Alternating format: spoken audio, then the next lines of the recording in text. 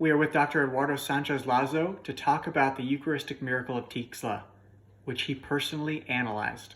Doctor, could you tell us about the history of your analysis? When I was hired to examine the situation, I was told on the first appointment with Dr. Ricardo Castañon that they wanted to know if what was placed on the surface was planted by someone or if it came from the same surface. My answer was, that was not coming out of there. Of course it was not coming out of there. Surely someone put it there, but my job is obviously to research it and explain why I believe this. I imagined at first that maybe they were investigating a robbery and they wanted to know if they left fingerprints or any other traces on one of the objects in order to identify the people responsible. Therefore, I said yes, that we would investigate. I am a surgeon. I have a specialty in legal medicine. I have a master's degree in public health and hospital administration. I have a doctorate in criminal law, as well as an honorary doctorate. That has been my academic training within this legal area. Indeed, I work for the justice institutions, either for the Attorney General of Justice of some states or the Republic. Those are my workplaces. Hearings in the courts, criminal or civil, that is my world, ideally. The professor asked me to determine if it was blood and if it was human blood. At that time, we did the chain of custody. The sample remained with me. I carried it in a temperature-controlled cooler and took it to the laboratory. I immediately told the team that we had a sample to see if it was blood. When we determined that it is in fact blood and that it is human blood, I informed the professor and asked him what is next. Do I give you the report or what do we do? He asks me what else we can do. I told him that I don't have a lot of samples, but we could continue investigating until there is more. If you allow me, I will. He said, okay, let's continue. He told me that he was interested in knowing if it was human blood. If it was, what was its DNA to make a comparison? I told him I needed to know what I was going to compare it against to see if it had any identity that we could recognize. He told me, don't worry about what we're going to compare it to. Another team will take care of that. You just extract the DNA. I think it is important to mention here that I obviously charge for my services. I obtained financial remuneration under these circumstances. So I committed myself to extracting DNA to deliver the results, and that was my job. The most expensive part of this process is the genetics part. Up to this point, it was part of genetics. It was something very interesting. I will use the screen for you to see. Right now I am entering the genetics sample. Here's the genetic sample. The equipment recognizes that there is DNA. But when I try to amplify it to make a polymerase sequence, I go to the next one, and at this point there is nothing. So my team told me there is no DNA. I said, how come there is none? We just identified it. Did they contaminate the sample or what? They said, no way. You stay put and we'll run it again step by step.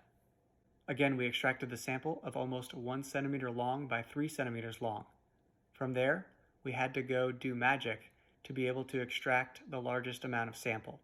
We had to get as much as we could, and usually the samples run out. I said, okay, let's do the test again. I took the sample, entered it into the genetics equipment, and it recognized that there was DNA. What follows is to amplify and run the sequence, but nothing appeared. So they told me, you see? You either contaminated it or did something to it. I told them, of course, I did not contaminate it, but indeed it was erased. It disappeared completely. There is no explanation as to why the information got erased when we wanted to pass it from one side to the other. I have worked on more than 1,200 genetic cases. Whenever we find DNA, it is obliged to amplify and show a sequence in the sample. But this time, it just does not show. On this particular case, it does not show. So I told the professor, because he had paid for this, Professor, here is the exam. There is no DNA, and here is the money because I could not extract it. He asked me if I had any sample left, and I answered that I had very little left. He said, okay, I'm not going to tell you anything yet, but what can we get out of there with what's left? I told him that we could do immunology, immunohistochemistry. He said, do what you have to do, doctor. I asked him what about his payment, and he told me to keep it until I have finished the process. He said, When we finish all this, tell me the results and we will see what we do. I took back the sample fragment that I had left. At this time, it was roughly 3 by a millimeter. The sample was very small. I took it to a lab to do the chemical immunology, and again we found human blood. Every time we found blood in the forensic area, what we were really looking for is the typology to be able to see which type of people it could match. After the typology exam, we do the genetics exam. In this case, it was the other way around. We already found the blood, and it was human blood. We continued to see the typology. It was type AB. It was rare, and very rare, but possible. Yes, there are people who have that type of blood. Then we wondered what to do. So we went to the microscope to see what we had. I had already been analyzing for 3 months, 90 days. When I looked at it under the microscope, it was a fresh sample. Generally, when we obtain a sample from an intervention site or crime scene, after 48 hours, the blood dries. We can no longer find shaped or non-shaped or fresh cells. But here, 90 days had already passed, and we continue to find white blood cells. My team told me, "What do we do?" I told them, "I don't know. I never gave the sample away. It had always been with me. So there is no possibility that the sample had been changed in order to find living tissue in it." They asked me, "What if we do cytochemistry to determine what type of tissue this was?" I told them, "Let's do it. Let's see what we can get out of all this." We ran glycophorin A, if I'm not mistaken, and it came out positive to muscle tissue. The question was, what type of muscle would this tissue be bleeding from? We checked and it was positive. It was heart muscle tissue. But why from the heart, we wondered. So we ran the exams again, and it was confirmed once again that it was tissue, that it was bleeding, and that it was heart tissue. At this point, I did not know what was going on, but I knew that it was not something that happened suddenly. It was not something common. There was no possibility that blood, the white blood cells, could stay alive, intact, lasting as long as the sample was with us. We submitted the sample for chemical analysis. It was in contact with cytochemistry, immunology, and despite this, there was a leukocyte reaction. He, meaning Dr. Castagnon, says, "I am interested in knowing if that reddish stain that we now know is blood, someone put it there, or if it comes from the inside." I said, "Okay, I'll see what we can do." So we submitted the sample. It was a host that all of us who have been to church know.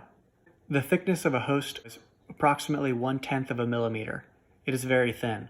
When it comes into contact with any liquid, it starts to fall apart. But this was not the case here. Here, its physical structure had not been deconfigured. It was maintained. Here comes the other most surprising part. When I introduced that sample for a lateral electron microscopy, we first put it in and we didn't see anything. We could only see a red surface, like strong red, and below, a darker red, but it didn't let me see more. We tried it laterally, and despite the fact that the tissue is very thin, it could not be seen that the reddish liquid that we now know to be blood, due to the thickness of the top red, exceeds normal sight and seems to be stained on both sides of the same dimension. However, when we introduced it to electron microscopy, we can see as if there were veins, but the hosts don't have veins or arteries or anything like that at all. What appears in the observation is that this liquid comes out of a third part of the thickness of the host. We are talking about approximately 1/10 of 1 millimeter. That 10th part, we split it in 3, and that third remains intact. And from the other third, we can see how a thread of reddish stain comes out and expands on the surface that we have. That is amazing. I'm still investigating. It is a technology that we should have in 50 to 100 years, but we still do not have it here. Or if it were a technology from another country or military, that could do that. But in reality, it just does not exist. There is no single way to keep alive that blood flow through that host, and this allows us to see the presence of white blood cells. There is no way. There is just no way to see that. When I informed the professor, he told me, "Very well, doctor. I think that we should stop there." Then he asked me one more question. I wonder if there was a possibility of extracting a mitochondria. I said, well, if we have white blood cells, we can look for the cell nucleus, and maybe we could find the mitochondria. I did not know why or what would be the point of finding a mitochondria. I commented to the professor about the results I obtained. First, I thought that my intervention was going to end with the professor. I thought my research would end there. I did not know that this was going to have so many stages to investigate, to be confirmed or discarded, to tell me if what I had said was true, or to say that there was a lying forensic to all of Mexico. I had no idea. I gave the professor the results, and he said, "Very good, doctor. Now these results are going to the Vatican because they have to be confirmed by the Phenomena or Miracles department there." I was like, oh my goodness. So I checked my spelling to see if I did anything wrong, but I had already delivered all my work. When I asked the professor why the DNA did not come out, he answered me, "Remember, doctor, that Jesus Christ was the Son of Mary and the Holy Spirit. That is why it was so important to him to find a mitochondria, because if he found a mitochondrion, there would be a possibility of looking for maternal DNA." It was not until this moment I realized the magnitude of what I was doing. This is where I realized how far the documents that I had delivered would go.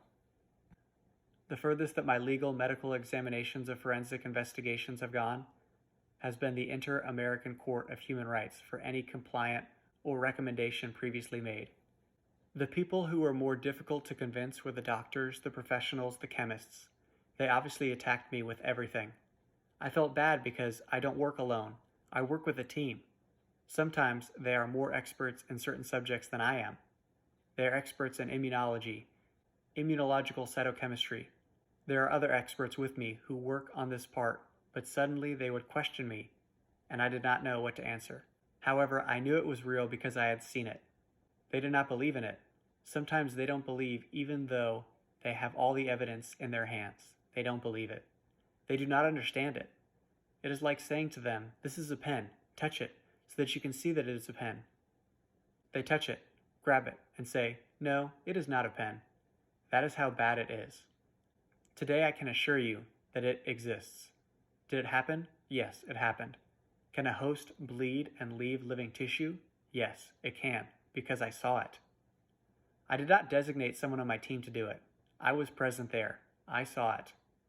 Hopefully that message can reach all people. It is difficult to convince a skeptical person, even if we have all the evidence. When I asked the professor for advice, he told me, "Doctor, just say what you have observed.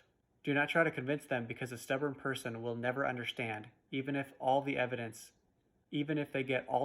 in front of them, they will never understand."